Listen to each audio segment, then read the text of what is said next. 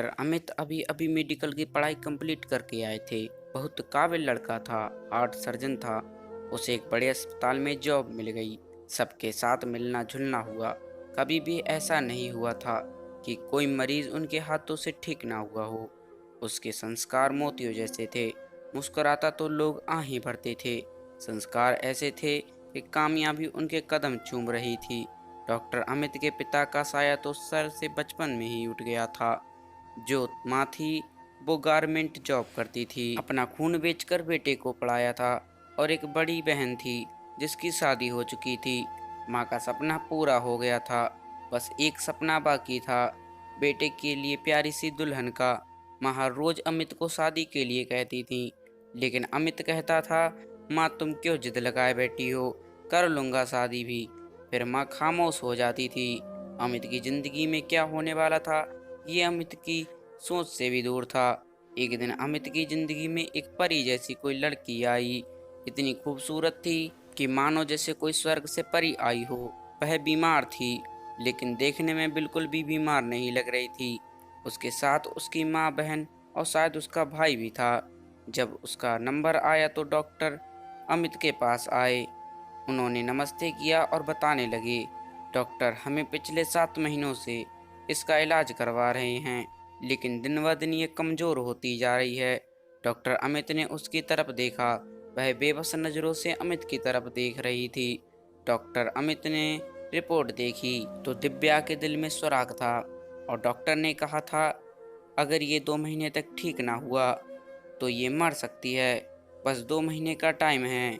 इसके बाद डॉक्टर अमित ने उसका चेकअप किया, सब टेस्ट वगैरह लिख कर दिए और दिव्या को कहने लगे, देखो दिव्या, जब तुम ठीक नहीं होनी चाहोगी कोई भी डॉक्टर तुम्हारा इलाज नहीं कर सकता। दिव्या मुश्किल से होंठ हिला सकी, आंखों में आंसू थे, बस इतना कह सकी, डॉक्टर मैं मर जाऊंगी ना। डॉक्टर अमित ने कहा, आप मेरे पास आई हैं, यकीन रखिए मैं तुम्हें ठीक करने की पूरी कोशिश करूंगा। अब बस अमित सब भूल गया। उसे दिव्या का चेहरा याद था, उस हसीन परी का चेहरा जो 20 साल की उम्र में मौत से लड़ रही थी।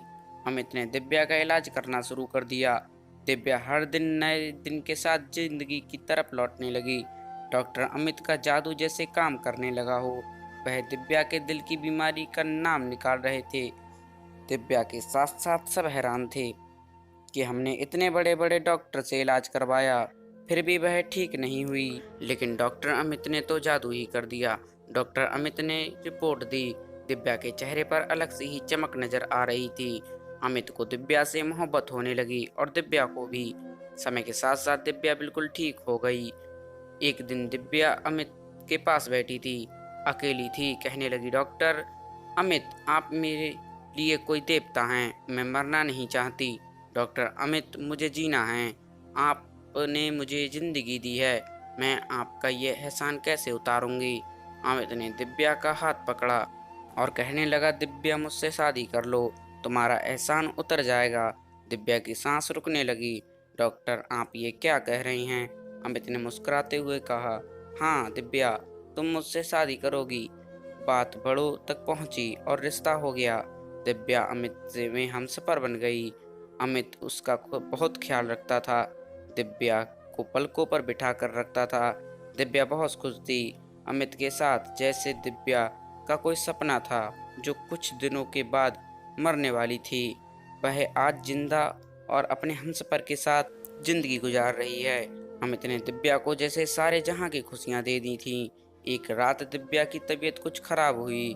दिव्या को लग रहा था कि उसका आखिरी समय आ चुका हो। दिव्या अब शायद मरने से नहीं डर रही थी। अमित उसको अस्पताल ले जाने लगा तो दिव्या ने कहा, अमित अस्पताल ना ले जाओ, मुझे अपने पास रख लो। अमित ने कहा, दिव्या तुम पागल मत बनो। दिव्या ने कहा, अमित मान जाओ, मेरी बात सुनो, यहाँ मेरे पास बैठो, कुछ पल तुम्हारे साथ गुजारने हैं मुझे। अमित उसकी जिद के सामने हार गया और दिव्या के पास बैठ गया। दिव्या ने अपना सिर अमित की गोद में रख लिया और कहने लगी, अमित तुमने जो मुझ पर एहसान किया है वह मैं कभी नहीं भुला सकती। बस ऊपर वाले से प्रार्थना है कि वो ईश्वर आपको भी हमेशा खुश रखे। तुमने झूठ क्यों बोला कि मैं ठीक हो जाऊंगी।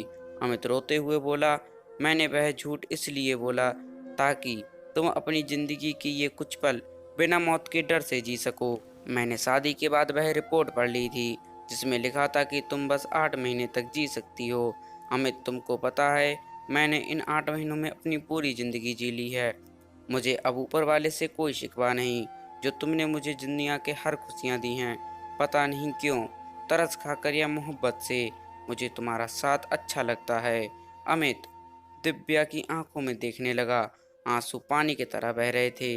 दिव्या ने अमित का हाथ को चूमा, कहने लगी, मेरे लिए इतना ही काफी कि मेरे नाम के साथ तुम्हारा नाम जुड़ गया।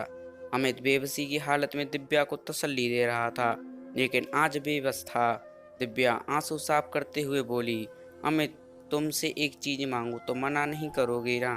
अमित ने कहा, हाँ दिव्या कहो। दिव्या ने कहा, पास आओ थोड़े से। दिव्या माथे को चूमते हुए बोली, अमित, जब मेरे मरने के बाद दूसरी शादी करोगे तो बीते हुए कल को याद करके कभी मत रोना। उसके सामने मेरी सब तस्वीरें उतार देना।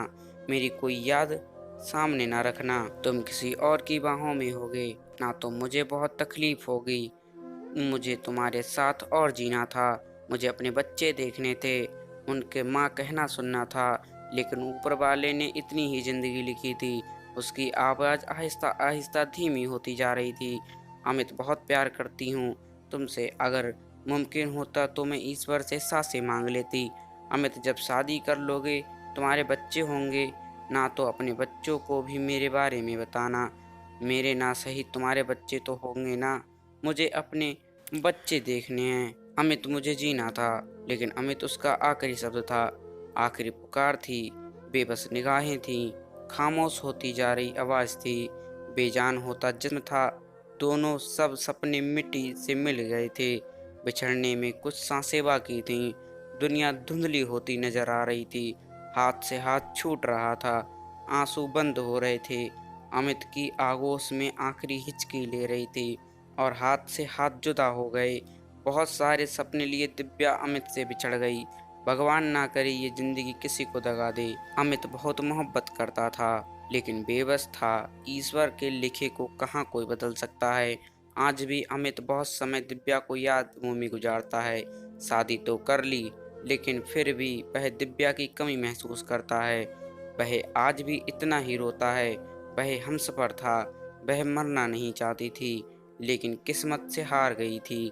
दोस्तों, बेशक ऊपर वाले ने जिंदगी जितनी दी है, वह उतनी ही जिंदगी इस दुनिया में गुजार कर जाएगा।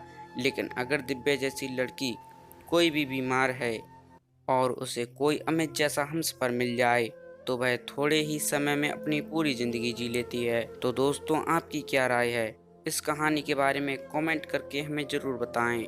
वीडियो को लाइक करके चैनल को सब्सक्राइब कर लीजिए। साथ में घंटी को दबाकर ऑल पर सेट कर लीजिए ताकि आने वाली वीडियो आपको तुरंत मिले। मैं मिलता हूँ आपसे अगली वीडियो में।